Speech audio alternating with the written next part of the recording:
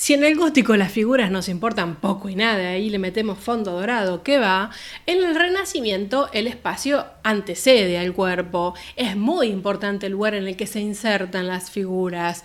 Y entonces, el manierismo.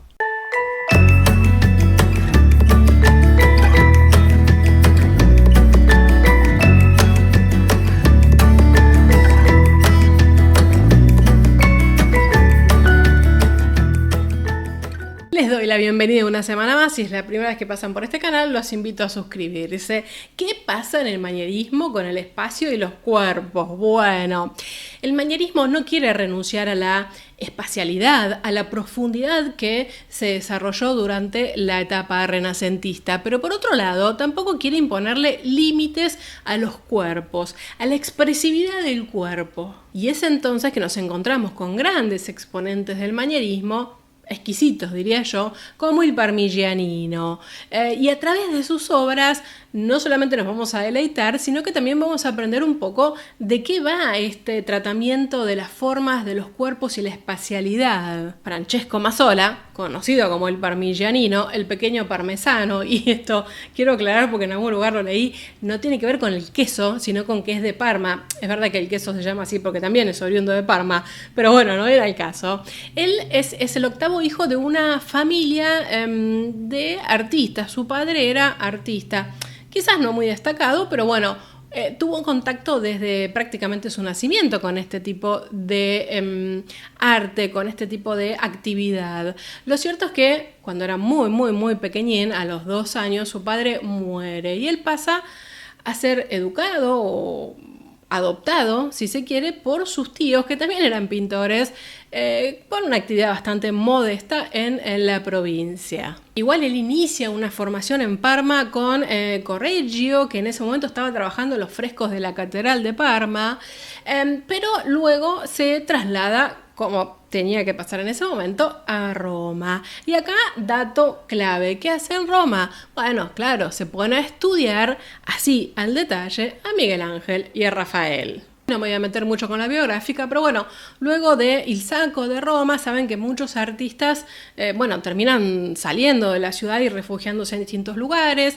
En el caso del Parmigianino, él va a Bolonia, donde se pone a trabajar sobre todo en un taller de xilografía. Hay unos episodios medios confusos donde parece que él huyó robándose cosas del taller.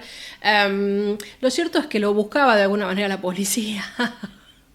Vuelve a Parma, lo terminan deteniendo, logra escaparse y bueno, muere muy joven tratando de buscar a través de la alquimia la obtención de oro, lo cual, bueno, no se sabe si incluso todo eso un poco lo terminó envenenando, como fuere. Vamos a meternos con su obra. Y la Madonna del cuello lungo, del cuello largo, con ángeles. Está claro que el propio título que se le ha impuesto a la obra describe un poco qué es lo que sucede ahí y qué es lo que hay de manierista. Y lo que me interesa de esta obra es una mezcla de todo, ya lo vamos a ir viendo. Pero solo les digo que tengan en mente algo. Miguel Ángel y Rafael. La Virgen está sentada en un pedestal con unas ropas muy lujosas. Tiene una figura más que escultural, y ahí estamos hablando de Miguel Ángel y ese tamaño tan imponente, y tiene formas alargadas, muy antinaturales. No dejamos de pensar en Miguel Ángel. Está mirando al niño, al infante divino, que está absolutamente dormido en su regazo. Enorme el niño Jesús, absolutamente relajado, como abandonado ahí a su suerte en los brazos de su madre. Por supuesto, y como suele pasar en este tipo de representaciones, el niño o la imagen prefigura lo que va a ser su destino, y ahí nos encontramos con esta urna portada por un ángel que tiene la imagen de la crucifixión. Fíjense cómo este ángel un poco le muestra a la Virgen qué es lo que va a suceder. Pero si nos regresamos sobre la anatomía, vemos que esa columna que está a la izquierda de la Virgen nos sirve muchísimo para entender esa flexibilidad que tiene en el cuello, ¿no? Y en el busto. Aunque bueno, por supuesto también para muchos que entienden sobre todo el significado religioso, el hecho de que tenga este cuello largo tiene que ver con una referencia a la pureza. Hay un himno mariano que habla, bueno, justamente sobre la Virgen, que dice que tu cuello es una columna. Entonces se cree que un poco tiene algún sentido esta exacerbación de la anatomía. Lo que está a la izquierda de la Virgen, sin una duda, configura una escena bastante enigmática. Hay una fila de columnas de mármol y una figura pequeñita pero extremadamente delgado, y ese que está ahí no es ni más ni menos que San Jerónimo. Se supone que quien encomendó la obra pidió que estuviera San Jerónimo porque tiene una conexión muy fuerte la figura de este santo con la veneración de María. Y San Jerónimo está desenrollando un pergamino ahí al costado y se vuelve hacia una figura que todavía no está, que está inacabada. Se supone que esa figura es la de San Francisco, que, bueno, Parmigianino lo único que llegó a hacer es a pintarle los pies. A ver, la presencia de San Francisco se cree que tiene que ver con una referencia al dogma de la Inmaculada Concepción, que es algo que la iglesia franciscana o el culto franciscano, bueno, de alguna manera propició. Y ahora, la importancia de esta obra de Parmigianino y también un poco la relación con el manierismo. ¿De qué viene todo esto? Más allá de que no deja de ser una escena sagrada, casi aunque devocional, diríamos, directamente, nos encontramos con una representación también como muy delicada, muy sensual. No deja de haber un nivel de complejidad importante en la cantidad de figuras que vemos dentro de ese cuadro. Nos encontramos con esta composición compleja, pero por otro lado los colores que están como muy pocos trabajados.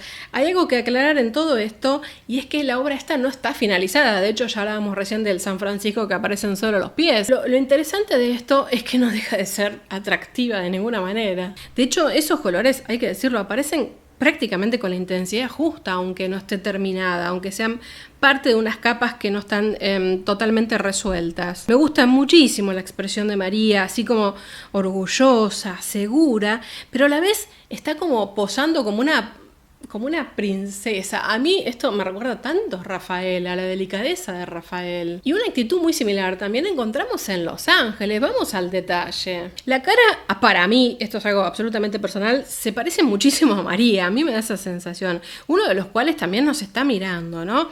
Es un tanto ambiguo el juego de miradas que tienen Los Ángeles. Uno parece mirar a María y el ángel en el medio de la fila inferior, que actualmente está mirando el jarro que sostiene, bueno, este ángel de la derecha, en su momento estaba supuestamente mirando a María, en realidad al niño Jesús.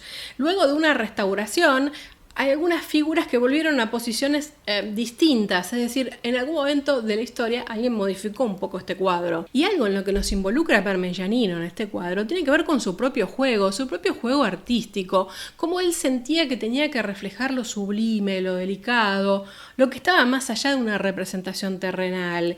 Y entonces nos aparece esta Virgen enorme respecto del entorno, insertada en un paisaje un poco extraño, pero todo puesto a disposición de la sensibilidad que se quería aportar. Sin duda, Parmigianino distorsiona la naturaleza de alguna manera para sus objetivos artísticos. La Virgen no tiene proporciones humanas, y eso está claro. De hecho, miremos sus dedos, súper largos, pero bueno, esa elegancia que le imprime. Y de hecho, claro, es casi el doble del tamaño de los ángeles que están a su derecha.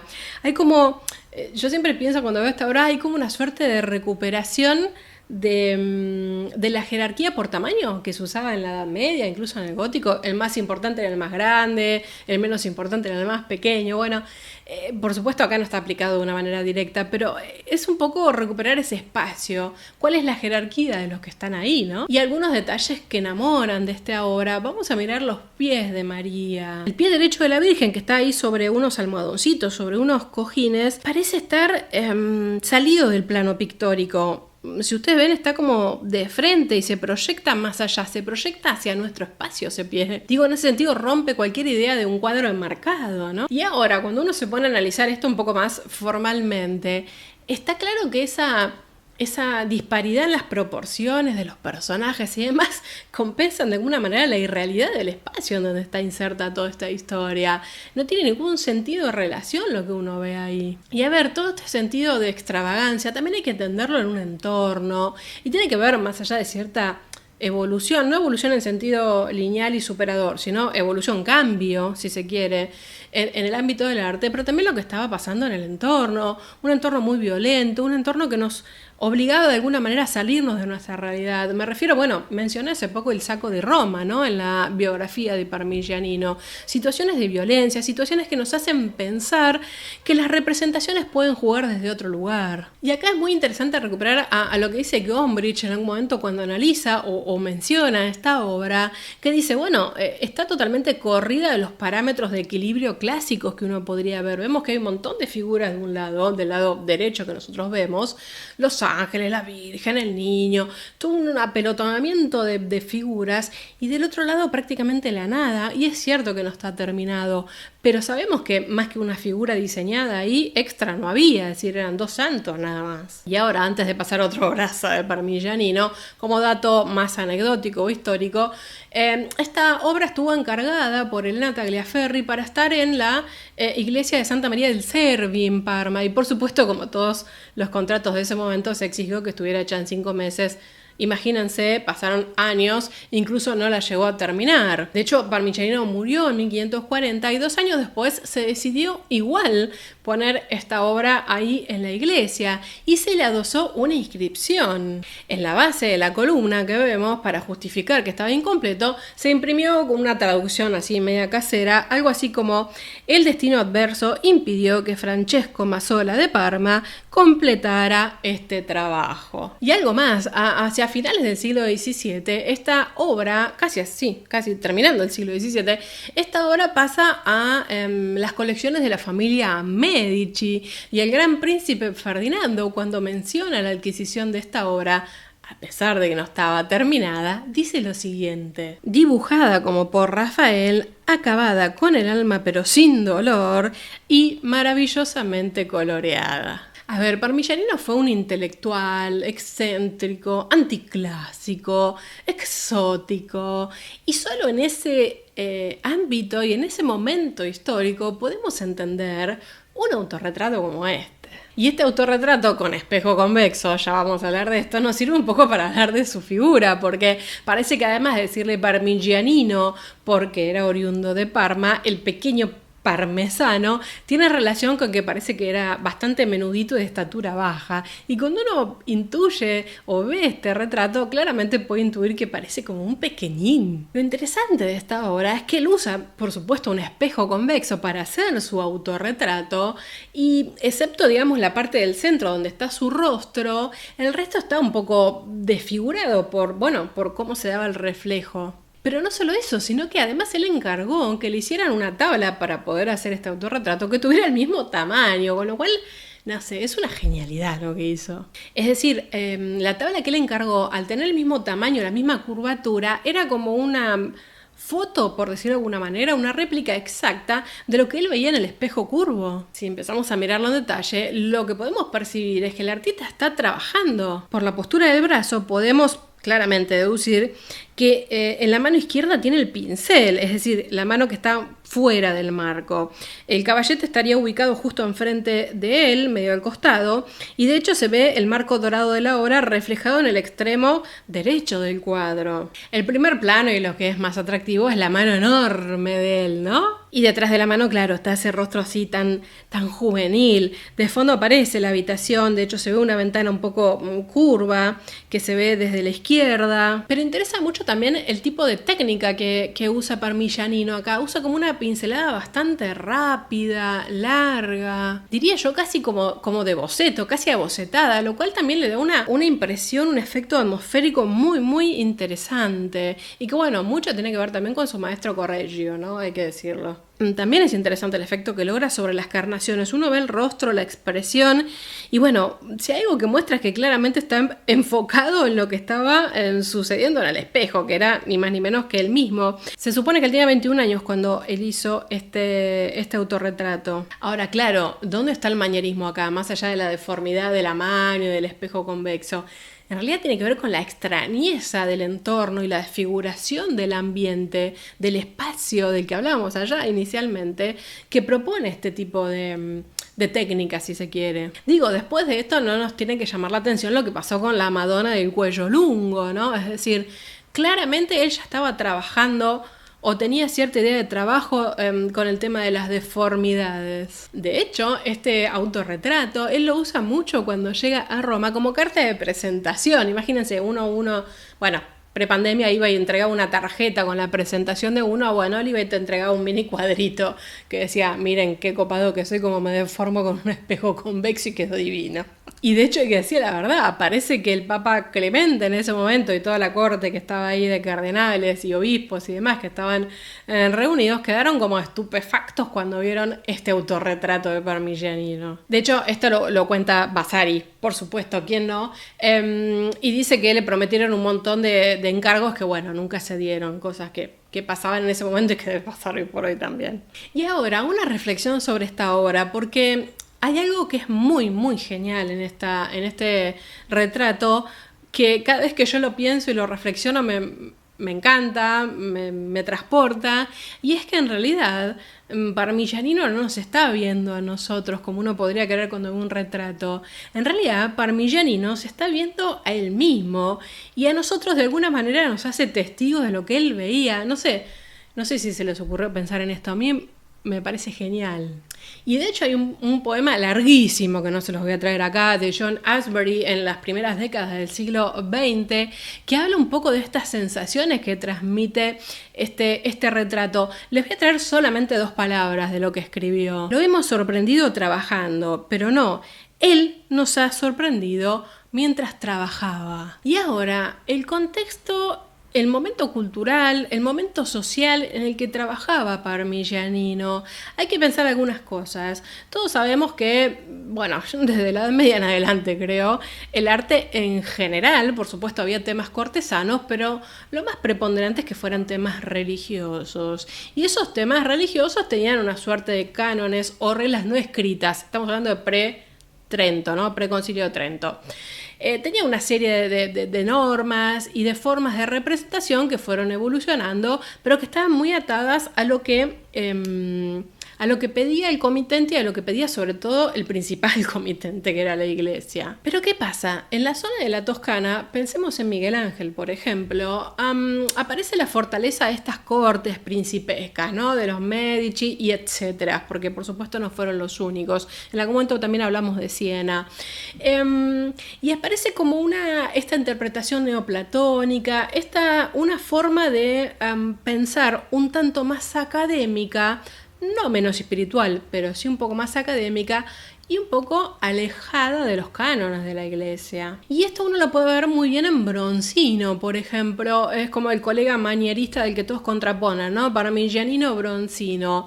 Lo que pasaba con Bronzino, es cierto, es que estaba en el ambiente de una corte, con lo cual las representaciones estaban muy acotadas. No tenía la libertad que tenía Parmigianino. Como dicen algunos, bueno, Bronzino tenía toda esta expresión manierista, todas estas temáticas no necesariamente religiosas, pero bueno, estaba acotado la idea de una escuela, la idea áulica que podía llegar a tener dentro de una corte. Y en ese sentido Parmigianino era como más expresivo, más nervioso, más libre en sus composiciones. Hay algo que dice Hauser analizando este periodo, sobre todo de lo que pasó en la Toscana y de la influencia de este manierismo florentino, y es que bueno, fue como un súper rococó, porque ni Bronzino ni Parmigianino abandonaron nunca esta cosa tan estilizada, tan exótica, esa representación tan única que tuvo el manierismo. Y de hecho les voy a citar un poquito porque vale la pena. Entonces adquiere el manierismo por primera vez el carácter internacional y la general vigencia que nunca poseyó el arte del Renacimiento. En este estilo, que se extiende ya por toda Europa, el arte preciosista y rococó tiene una parte tan importante como el estricto canon miguelangelesco, y aunque ambos elementos tengan entre sí tan poco de común, el virtuosismo ya existía en germen en Miguel Ángel. Y esto nos habilita a pensar un poco en el artista manierista.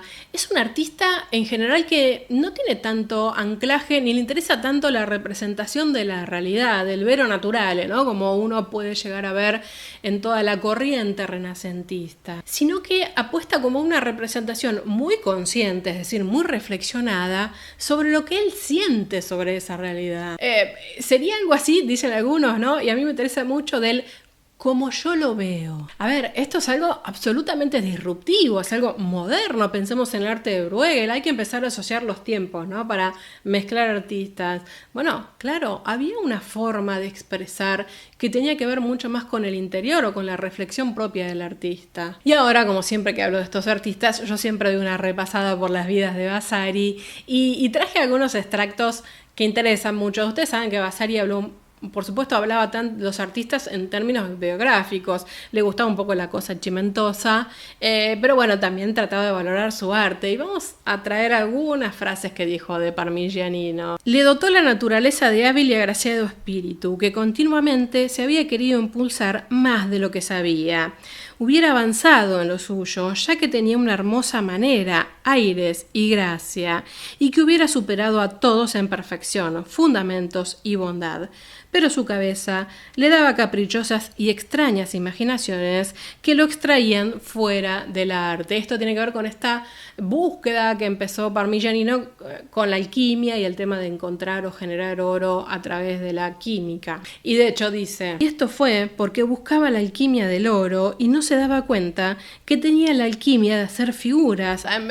Me parece maravillosa la metáfora que hace Vasari de todo el talento que tenía Parmigianino, esta alquimia de hacer figuras. Finalmente, y para despedirme, hay que decir que Parmigianino, a través de la inspiración de Miguel Ángel y de Rafael, logró una superación, si se quiere, no en un sentido estricto técnico, sino en un sentido de representación de lo exquisito, de lo elegante, de lo exótico. Él no se aleja a la impronta de su Correggio, ¿no? De quien lo formó, de ese clasicismo, pero le da un toque de representación tan genuino, tan exquisito, que bueno, usa todos los recursos de los que tenía y de los que aprendió para hacer una obra única. Y hasta aquí la entrada al día de la fecha, espero les haya gustado una aproximación más que elegante y sutil al arte manierista, que de hecho es más o menos todo eso lo que acabo de decir, a través de Parmigianino, que lamentablemente murió muy poco, murió a los 37 años,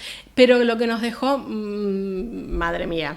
Como siempre les dejo mis contactos, se agradece un like si es que le interesó esta entrada y no olviden de suscribirse. Nos vemos la próxima semana. Vamos a pasar el manierismo a lo que viene después. ¿Qué viene después? Y viene el barroco. Adiós.